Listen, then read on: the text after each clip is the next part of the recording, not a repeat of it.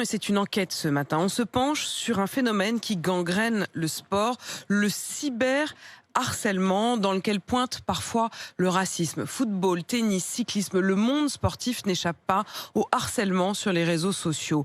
Injures, attaques, de très nombreux sportifs professionnels en ont été victimes, comme Thierry Henry, comme Gaël Monfils ou plus récemment Nasser Bouhanni. Certains ont décidé de fermer leur compte, d'autres au contraire décident de partir au combat. C'est le reportage de la rédaction et il est signé ce matin Nicolas Pelletier. Sale bougnoule, on va tuer toi, ta famille, ton chien, ta copine. Sur le portable d'Imran Louza, les insultes racistes et menaces de mort défilent. Dimanche soir, après la défaite de son équipe contre Nice, le milieu de terrain du FC Nantes reçoit plusieurs commentaires haineux. Le joueur décide de réagir immédiatement. Premièrement, je le publie sur les réseaux.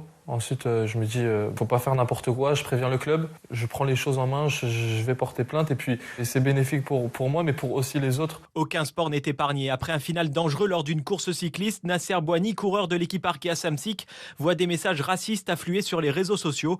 Lui aussi décide de rompre le silence. En quelques mois, les sportifs ont changé de méthode pour lutter contre les harceleurs. Sébastien Bellencontre, agent en communication digitale. Il faut clairement réagir. Tout le monde ne s'en sent pas forcément légitime. C'est un peu ce qui manquait peut-être à la génération d'avant. Et ce qui fait bouger un peu les lignes sur cette génération actuelle, c'est que les langues se délient. Lassés par ces insultes, certains sportifs comme Thierry Henry ou le tennisman français Corentin Moutet ont tout simplement décidé de quitter les réseaux sociaux.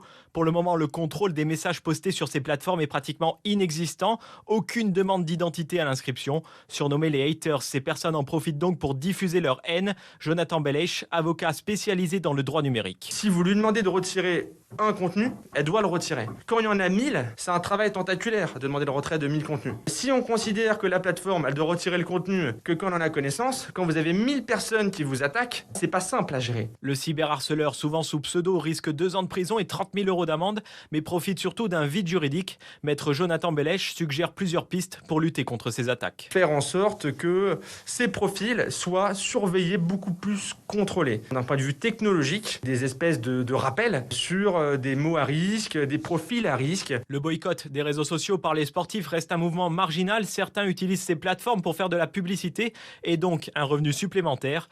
Contactés, Facebook, Instagram et Twitter n'ont pas répondu favorablement à nos demandes.